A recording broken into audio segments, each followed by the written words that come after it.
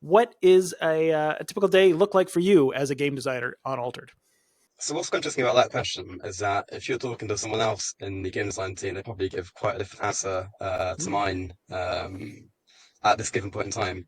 One of the really interesting things about Equinox is how we're encouraged to, well, we're encouraged to basically work where we feel like we're needed and where we feel like we have the most to bring. So even though everyone has like the same status of game design in the team, what each individual game designer and specializes in and what they're most capable of doing differs quite a lot from person to person.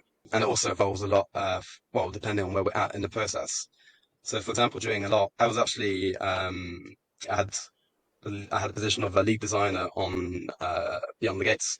So when we were developing Beyond the Gates, I was very much like working on like card design, working on like having a vision for development of the set, and I was yeah like basically developing that whole thing, making sure the designs kind of fit the vision, changing designs from playtest to playtest to fit that vision, that whole kind of stuff. So lots of like purely just like working with like Excel spreadsheets which contain all the information of the cards and constantly adjusting different things, like between the art and all the different numbers, all the different mechanics, and testing out new ideas. So when you're developing a set, it's a lot of that kind of work. But it also very much depends on the point in time. At the moment, there's still a lot of proofreading work to be done. Working quite a lot on translation, localization, and getting all the products like wrapped up and super polished and ready for Kickstarter, basically. Yeah, so let's do a little bit of an example. What's your day like today, Yeah. other than having an interview with me and being on the podcast? Like you got into the office today, you got this Kickstarter that's coming up. I imagine that's probably like priority number one for most of the team at the moment, getting this thing rolling, making sure everything's in place for this thing to be a success. What did you do before we started chatting this morning or this afternoon for you? What do you got planned for afterwards? Yeah, sure. I mean, some amount of meetings. Like we've got a whole game design team meeting afterwards. Basically, kind of debriefing the past couple of weeks. It's a really cool moment, kind of like share how things are going. Great moment to like give them some feedback to people in the team as well. So yeah, there's always like these kind of organizational bits and like odds and ends that are going on. Um, but so like we had the playtest with our internal playtest team on Tuesday night, and we're still gathering lots of feedback on that. So this morning there's quite a lot of discussion surrounding like, okay, here's all this data that we've got from the playtest. How should we be analyzing this? What's kind of the conclusions we're drawing from this? Um, I like participated in the playtest as like a playtester as well, so like it's quite cool to just be able to chat to my colleagues about my personal experience and like some of the things I'm taking from this whole thing as well.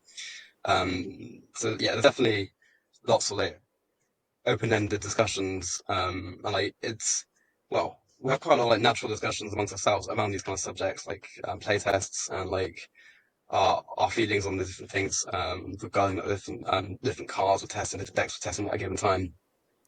So we think it's quite important to kind of keep it organic in that sense. Obviously, you need structure for the design process to work in the end. But there's also points in time where you do need it to be a bit more open and just let people kind of discuss it and see where the conversation brings you and to what conclusion like you're going to come up with together as a team while discussing these things. Yeah, yeah. How do you balance creativity with more of the technical aspects of game design? Like you said, like you've got all these Excel sheets, you've got these spreadsheets, you got data to look at, you've got, you got player feedback, and you've got all these like data points. But then there's also just like you said, the instinct part, right? Like, how do you feel like about this particular thing? How do you find the right path between the two? I guess one way of putting it could be that you need like the technical skills to work out what is wrong. If something isn't working, the technical skills will kind of like have you analyze that. Okay, like what is this? Is this too complex? Or is this card not appreciated by the players? Is it getting like bad grades in playtests, that kind of stuff? And then you need the more creative side of your mind to actually figure out the solution to that. So it's kind of one thing, like yeah, it's like one big step to like agreeing and understanding what the issues could be, and then the whole other step, like okay, how do we actually fix this? So how should we change our designs? How should we change the card file for it to make sense and to actually solve the issue that we've identified? Cool. So, what ways has player feedback shaped the development of the game? Absolutely. Well, as I was saying before, like playtesting is a massive part of like our process of designing and understanding like different players' emotional reactions to different situations, what they find fun.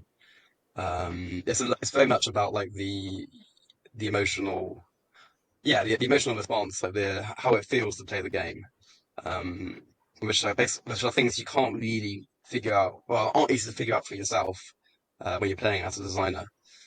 When you're playing as a designer, some things do pop out to you, but they tend to be quite technical sometimes. I know, well, at least for me, I often like think about technical things when I'm playing, and it's not always easy to figure out, well, what is someone who's got a very different profile from mine? How are they going to live this experience of playing this game? How they've, where they have found fun? What parts of this will they have found frustrating, for example?